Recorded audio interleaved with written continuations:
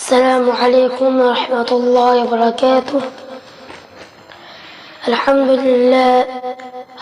لله نحمده ونستعينه ونستغفره ونؤمن به ونتوكل عليه ونعوذ بالله من شرور أنفسنا ومن سيئات أعمالنا. من يهده الله فلا مضل له ومن يضلله فلا هادي له، ونشهد أن لا إله إلا الله وحده لا شريك له، وأشهد أن محمدا عبده ورسوله. فأعوذ بالله من الشيطان الرجيم. بسم الله الرحمن الرحيم. قاف والقرآن المجيد.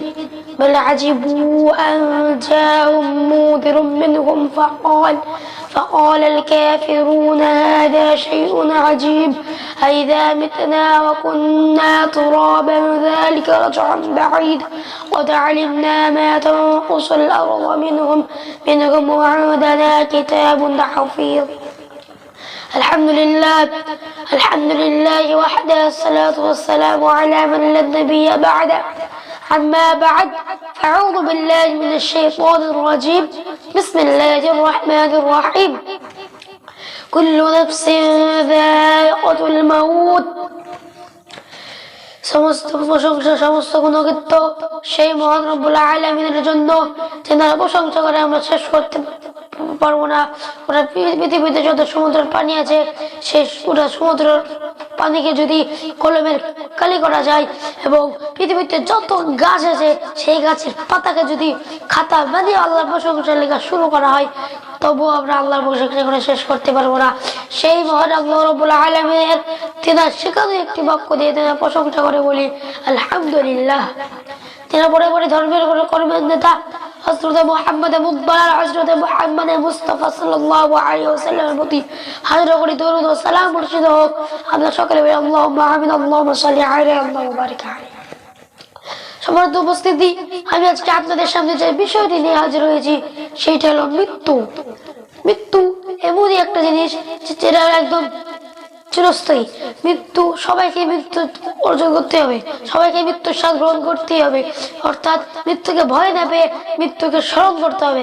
মৃত্যুকে ভয় করলে হবে না, ভয় শুধুমাত্র আল্লাহ রাব্বুল আলামিনকে করতে হবে। আজকে পৃথিবীতে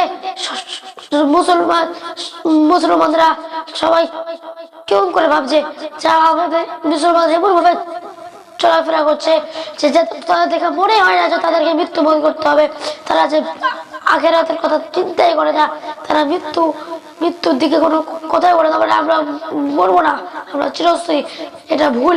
কারণ নবী সাল্লাল্লাহু আলাইহি ওয়াসাল্লাম পুরো পৃথিবীর নবী ছিলেন, পুরো পৃথিবীর রাসূল ছিলেন, তাও তাকে মৃত্যু বরণ করতে হচ্ছে। আপনি যদি গুগলে সার্চ করেন পৃথিবীর শ্রেষ্ঠ মানবকে, গুগলে এক বাক্যে উত্তর দিতে বাধ্য হবে হযরত মুহাম্মদ সাল্লাল্লাহু আলাইহি ওয়াসাল্লাম।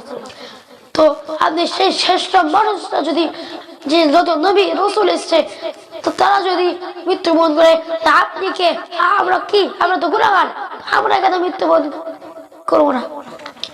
আল্লাহ তাআলা তো কোরআনের মধ্যে বলছে, সূরা রুমের মধ্যে, কুল্লু নাফসিন যায়িকাতুল মাউত। সমস্ত নফসকে মৃত্যুর স্বাদ গ্রহণ করতে হবে। সমস্ত নফসকে, নফস বলতে গেলে আত্মা, রূহ।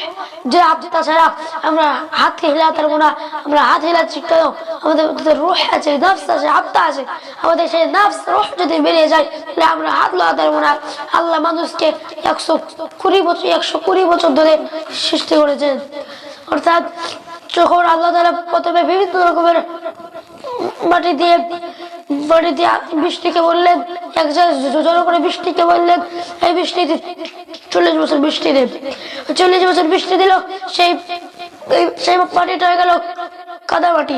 তখন আল্লাহ তাআলা তার নিজের হাতে সেই কাদা মাটি দিয়ে একটি পুতুল বানালো, একটি মূর্তি বানালো।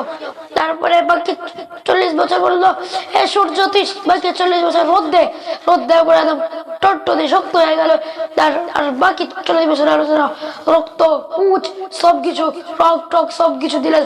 তারপরে তাও তখন তারা হাতের মাথায় বছর না, যখন রুহটা এলো, তখনই সেই পুতুলটা হেঁটে বেড়ায়, সেই পুতুলটা চলাফেরা করেন।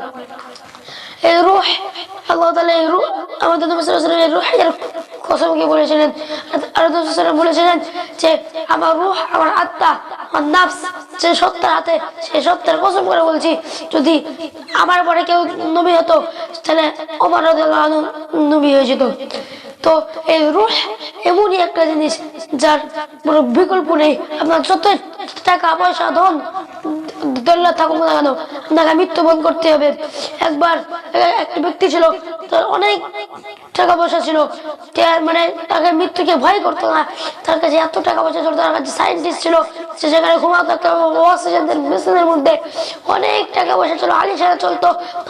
তার যদি গায়ে একটা আচরণ লেগে যেত, বসে কামড়াতো, তাহলে সাথে সাথে একটা সায়েন্টিস্ট এসে চিকিৎসা করতো। একবার যে তার গাড়ি থেকে নামছে, সেই সময় তার শত্রুর দল থেকে তাকে গুলি করছে, প্রহার করছে, গুলি যুদ্ধ করছে। তখন তারা যারা বডিগার্ড ছিল, সৈন্য ছিল, তারা যুদ্ধ করতে করতে একবার একটি সুন্দর এই কুটুমের সাথে তার এই মাথায় আঘাত লেগে যায়। এই মাথায় আঘাত লাগার পরে তিনি সেখানে অজ্ঞান হয়ে যায়।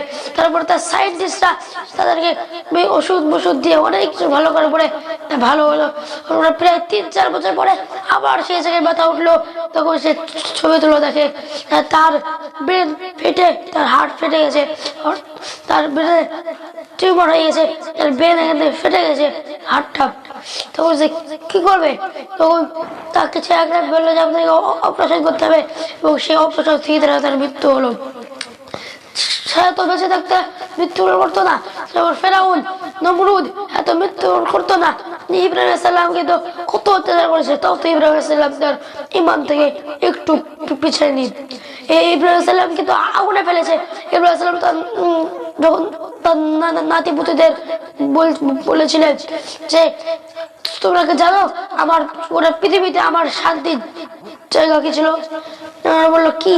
তখন বললেন যে সেই দিনটা আমার সবচেয়ে বেশি শান্তি ছিল, এই দিনটা নমরুদ আমাকে সেই আগুনের মধ্যে পুড়িয়েছিল।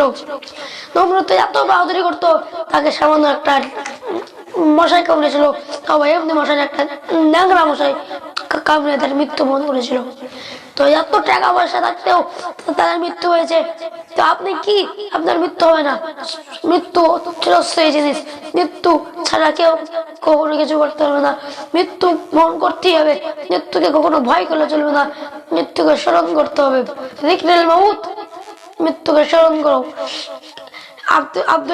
আব্দুল হামিদ মাদানী একটি বই লিখেছিলেন, না সেই বইটির নাম হলো যিকরুল মাউত।